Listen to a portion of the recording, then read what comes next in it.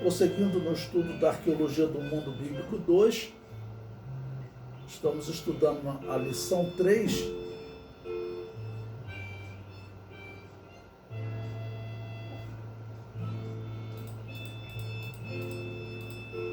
Agora vamos iniciar a lição 4. Concluímos a lição 3, vamos à lição 4. O item 17 diz: 2 nações há no teu ventre. Bom, o momento de destaque será o nascimento de Isaac, que ele formou aquele milagre para Abraão. E Isaac vai também gerar 2 filhos, e vai gerar o filho que vai gerar a nação de Israel. Inclusive ele será chamado de Israel por Deus. Isaac e Rebeca vão chamá-lo de Jacó.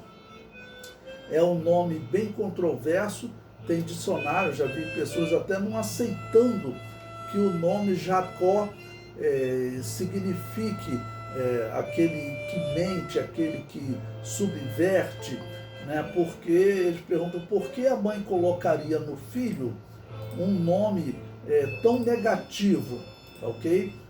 Mas a mãe já colocou, Rebeca já vai chamá-lo dessa maneira, por causa dessa profecia, desse anúncio de Deus para ela, que haveria um conflito entre o maior e o menor, e o menor ele acabaria por subjugar, né, e conseguir a primogenitura do maior, ou do primogênito.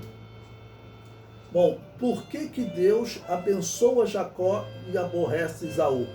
É claro que Deus não fez isso pelo método que Jacó ele usou para poder conquistar a primogenitura, mas porque Jacó ele se comprometeu com Deus a mudar de vida, e fez isso quando ele volta de Padã Arã de forma muito enfática, ali quando ele se encontra com Deus, na figura de um anjo, mas ele diz que ele se encontrou com Deus e pediu a bênção de Deus, e Deus ali mudou o seu caráter, né? Então aquele que era um enganador, que é Jacó, passa a ser o príncipe de Deus, passa a ser Israel. Gênesis 25, versículo 23, diz: e o Senhor lhe disse: 2 nações há no teu ventre, e 2 povos se dividirão das tuas entranhas. Um povo será mais forte do que o outro povo, e o maior servirá ao menor. A história comprova o crescimento de 2 povos na região da atual Judéia, antiga Canaã: o povo israelita e o povo edomita. Esses povos têm sua origem confirmada pela arqueologia. Então, os edomitas, eles habitaram ao sul de Canaã, e hoje acredita-se que parte da Jordânia seja ocupada ainda pelos edomitas. Aquele restante daquele povo acabou ocupando aquele espaço. Então Esaú, ele era o primogênito, mas ele infelizmente vendeu a sua primogenitura para Jacó. Não foi uma atitude bonita de Jacó, se aproveitando daquela fraqueza do seu irmão. Porém, a atitude do seu irmão Esaú, com certeza ela entristeceu a Deus, porque Esaú já estava próximo da sua casa.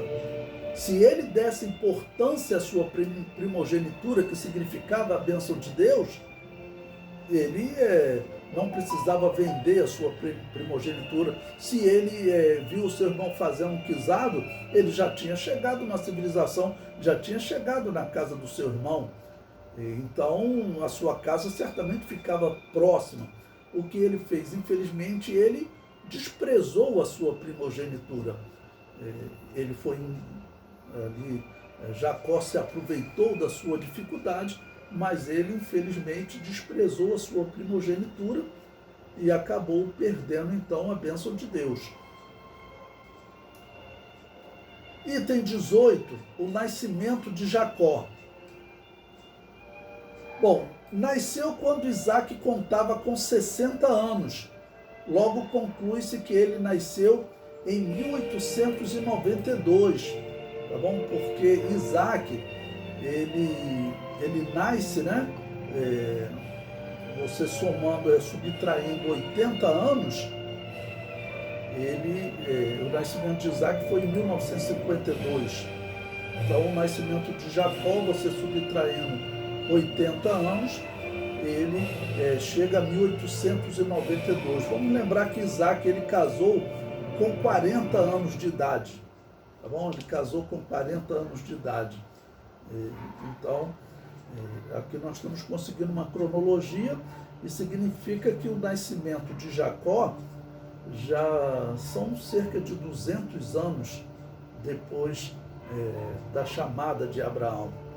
Vamos lembrar aqui pelas datas, a chamada de Abraão ocorreu em 1977 a.C., sempre lembrando que essas são datas aproximadas. Eu estou pegando a cronologia bíblica e pegando também os dados da arqueologia para nós podermos identificar os acontecimentos que a arqueologia já identifica naquela época, ok?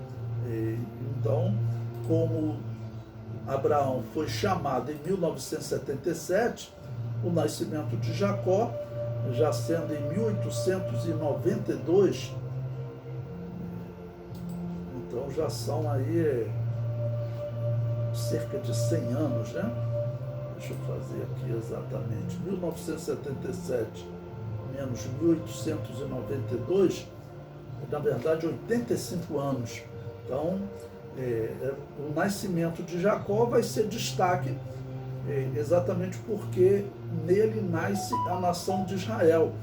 E é sempre uma questão colocada: por que Deus escolheu um homem que tinha até então um caráter tão pervertido, tão enganador?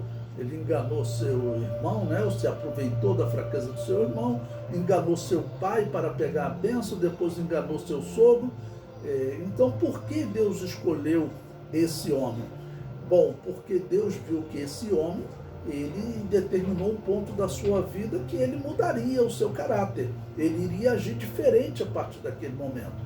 Tem pessoas que pecam um pouco, mas pecam um pouco a vida toda. Nunca se submetem a Deus. E mesmo um homem com um caráter tão controverso como Jacó, quando ele se submete a Deus, é o que Deus exatamente quer, porque Deus vai trabalhar nessa vida a partir de agora, daquele que se submete. Bom, então eu coloquei o comentário aí embaixo. Quando Jacó nasce, Isaac contava com 60 anos e Abraão com 160 anos. No item 19 eu coloquei a morte de Abraão, Gênesis 25, versículo 7. Estes, pois, são os dias da vida de Abraão, que viveu 175 anos.